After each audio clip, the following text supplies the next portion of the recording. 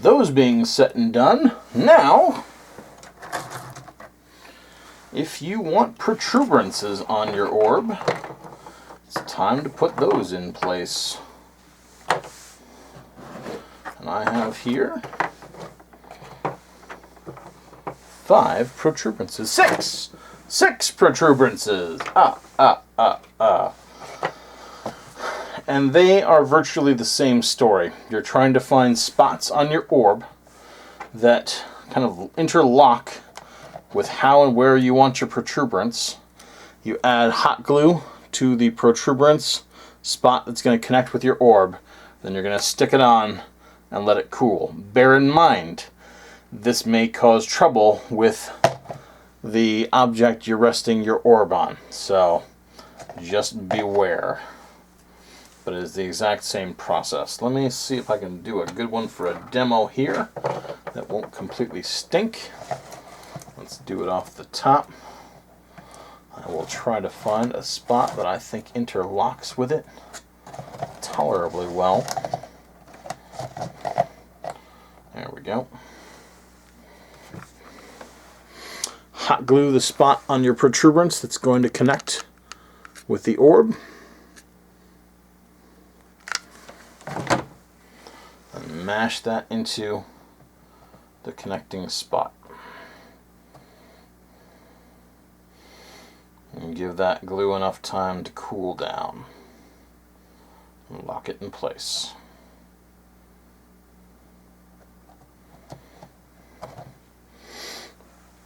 And I have the first protuberance sticking off of this orb.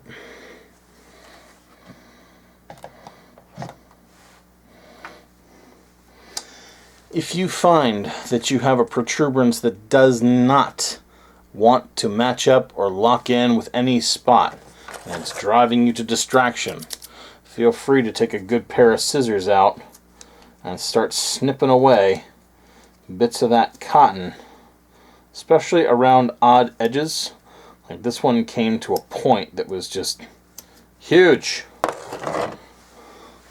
So I just gave it a quick trim to give it a better chance of finding an interlocking edge somewhere else on the project. And I just found a spot where that'll fit.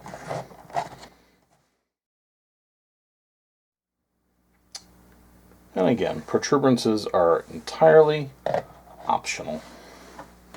Sometimes they can be quite a pain in the posterior because they do make your project difficult to stack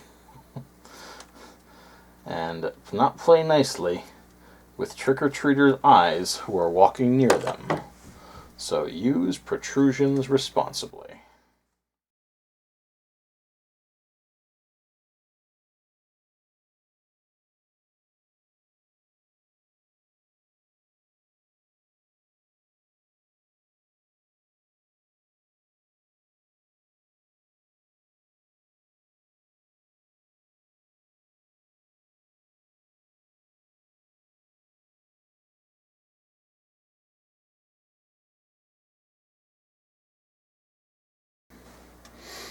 Cool. And there is the Wytch Orb with protrusions sticking out every which way. If you hate your protrusions, just give them a little bend. They will flex. They will go whichever way you want. They are not completely fixed. They are not strong enough to be utterly, completely locked in their shape. So you still have plenty of control over them if you do not like their look. I'm not 100% on some of these, but I'm definitely in a good enough. That's enough to give this a good old thorny, witchy, branchy look. So I am pleased enough. Plus I can still put it in its holder and the branches are not so extreme that it's completely fallen all over the place.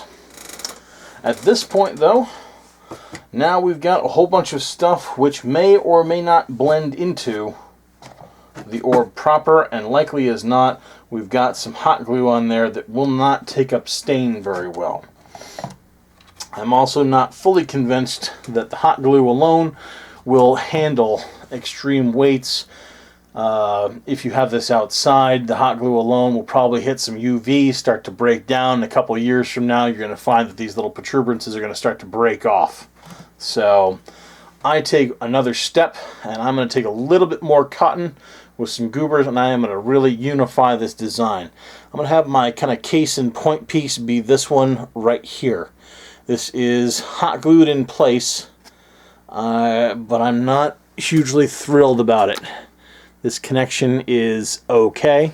It's not great. If I stain this, this stain is not going to take up very well.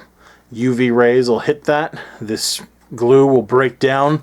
Also with heating and cooling in the garage over summer-winter cycles, and this thing is going to drop off if I don't do something about it. But what I'm going to do is I'm going to take more cotton pieces, goober them up in some mache paste, and I'm going to layer it over this, and I'm going to add Wytchwood over this whole mess and blend these two together, which will lock this into a single unified front, which the hot glue is just kind of serving as a temporary weld to keep there. And we're really going to lock this up.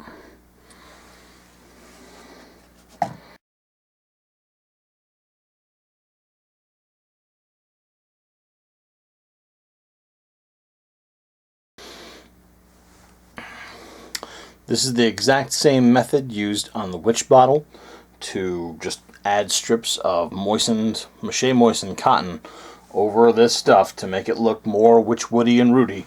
I'm just going to do it between these two pieces to unify the design and have them locked together by mached cotton.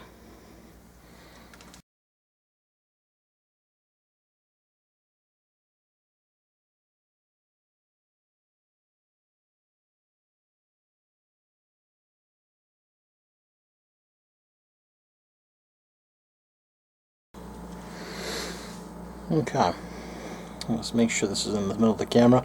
There we go. So what I've done here is I have just gone through and I have taken extra mached cotton and gone all around that joint. I have completely covered up the hot glue junction, and when this dries, which should be rather quick because this is not a huge ton of cotton, this is going to be completely covered and these two are going to be unified. If I was at all paranoid about it, which I'm kind of paranoid about it, all I need to do is just dribble a little bit more mache paste onto this cotton I've just put on, and it's going to have the old cotton slightly re-moisten.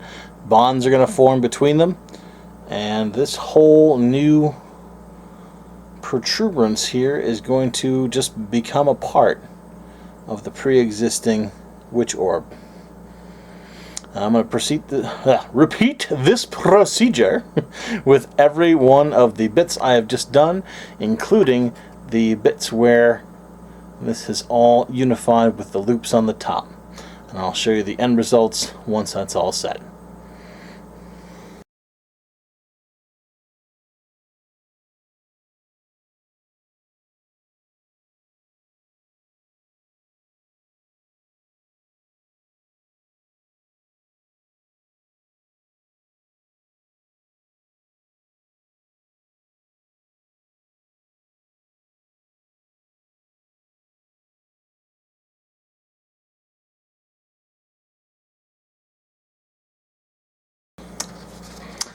It sometimes helps to put a little bit of sand or weight in the bottom of your container to stop your project from tipping over. Just make sure it's not filled with incense ash.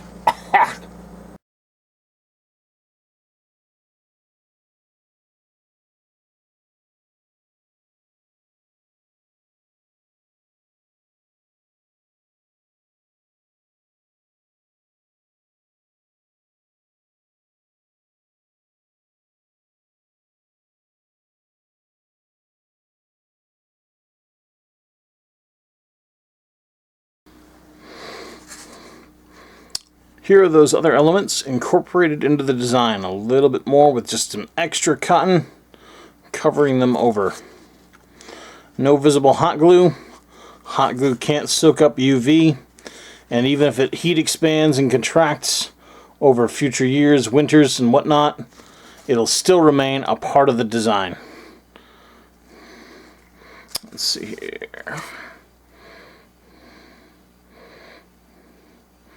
And the strength that's holding these parts to your Wytch Orb should not be lost.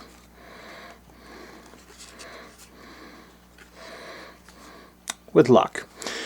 Now, you might find that depending on how your protuberances are set, you might want to let your ones on the top that have been reintegrated dry before you start to work on the ones on the bottom. And because mine are that way, I don't really want to have it flipped this way and have my work on the top get dented and creased while I'm waiting. So I am going to stop at this point for a little bit, let these top designs dry, and then I'm going to start work on integrating my bottom designs as well. I don't have to work as hard on these because, quite frankly, these are around the bottom. The only thing I want to do for these is just get the cotton layered on. In fact, the more I think about that, I am just kind of going to layer cotton on top of this. I'm not going to do heavy work because, again, this is all on the bottom of the project, and it is not the most visible and viewed part. So, top stuff, make it blend. Bottom stuff, if it's like this and in this area here and already in kind of the shadow zone of the project, don't sweat it too much. Just give it a covering for strength. I will probably actually just hold this thing and do that now because, yeah. Alright, never mind.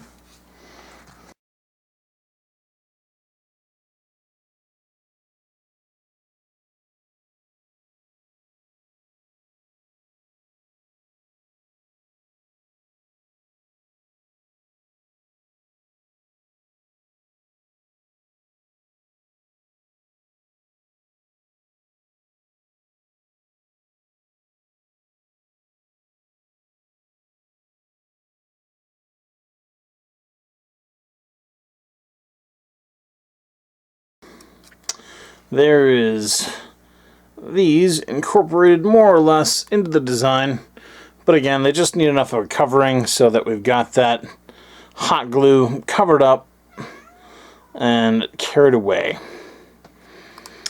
At this point, I'm going to let this go ahead and dry again some more,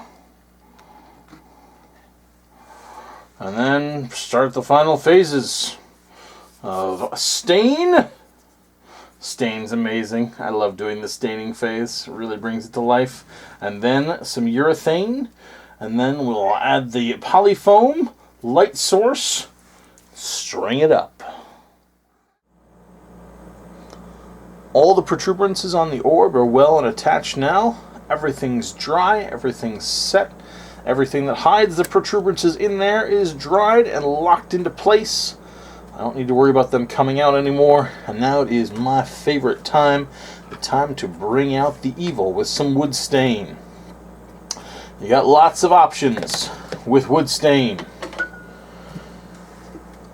The one that I find myself turning to very often is a special walnut wood stain. Though, if you don't like special walnut and you prefer something darker, grab a darker one. You can grab dark walnut, you can grab grays, you can grab reds, you can grab whatever colors you want. I like a wood stain just because it will seep into a lot of the cracks and do a lot of your work for you. You don't have to try to paint into each and every last little nook and cranny in here. The wood stain will just seep right in there by itself and make it so you don't have to worry about that. I personally have taken a bunch of special walnut and I've mixed it with a little bit of dark walnut to get myself a slightly darker special walnut. Good, I'm glad you're coming along with me for that one. And the overall method I find that works best is, well, you've got a couple of traps. Trap number one in this painting. Along the back edges, you have the backs of these internal branches, which you can't see until I rotate this camera. There we go. You have the backs of these internal branches, which are devilishly hard to paint. So you kind of have to get yourself a longish brush and paint through to get the backs of these. I recommend doing that first. And I also recommend doing the backs of these fibers on the inside as well. Once you're done with that, then you can go through and just start staining the rest as normal. And staining is marginally different from painting in that I'm not looking to delicately paint it. I'm looking to take a glop of stain, deliver it to a spot, and let the stain simply seep where it's going to seep and cover. And that is all that is necessary. But in this project, again, I would get a longish brush, go through, and paint the backs of this stuff from the inside if you can. The backs of the internal branches, the backs of the internal fibers. You do not need to really do the backs. Here we go. It's on camera. You don't need to do the back of this internal section so much here, because this is going to be obscured by the filling. So don't sweat this. If you have some sort of paint, primer, sealer, all-in-one product that you're using, then yeah, go ahead and hit that, because this project does need to be sealed. If this cotton and mache stuff starts to soak up water and condensation, it's going to get spongy again, and it's going to bend out of shape and get awful. So this project really does need to be weather sealed. That being said, I'm going to get to work. I'm getting a longer brush. I like a softer bristled brush, but let's face it, length counts here. Do not read into that.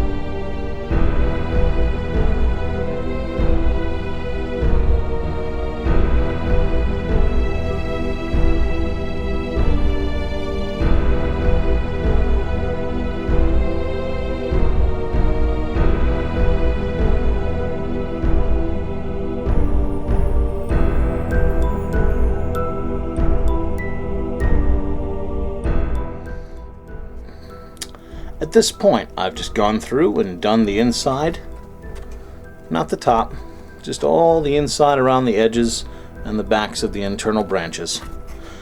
You can see the inside bits pretty well, especially the backs of the filaments on the outer edge. They've taken up the color of the stain pretty well, and this will save you time and effort. And my other big piece of advice here is there's something on the inside that you've forgotten. Some little spot that you haven't hit. Forget about it. It's not that big a deal. This is just something to make it a little easier. And now you can get started with the main event. You can ditch the long brush, assuming you were using a different long brush. Go to a nice soft bristled brush and start staining away.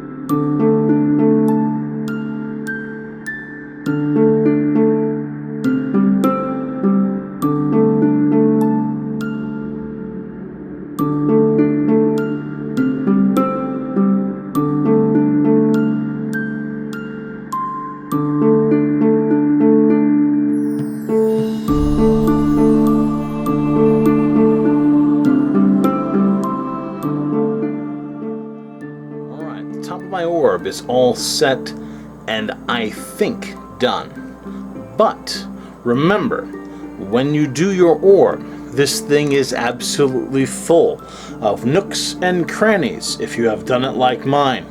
So rotate your orb, take a look at it from several different angles. Make sure that you are happy with the extent to which the stain has seeped into all the cracks. If you're fine with it, you're fine with it, but you might find a few spots in there that you don't like. Don't forget, stain seeps.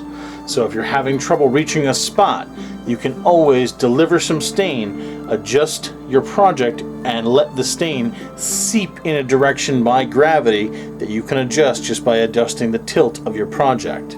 I'm pretty happy with the top, so I'm going to start working on what's left of the bottom now.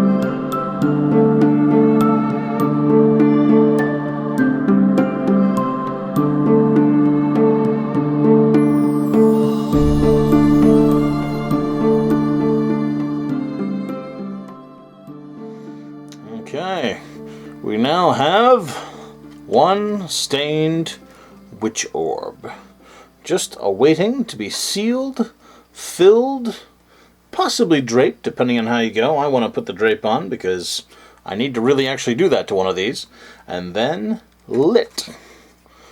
So I'm going to let this dry, and then we'll proceed on to the next step.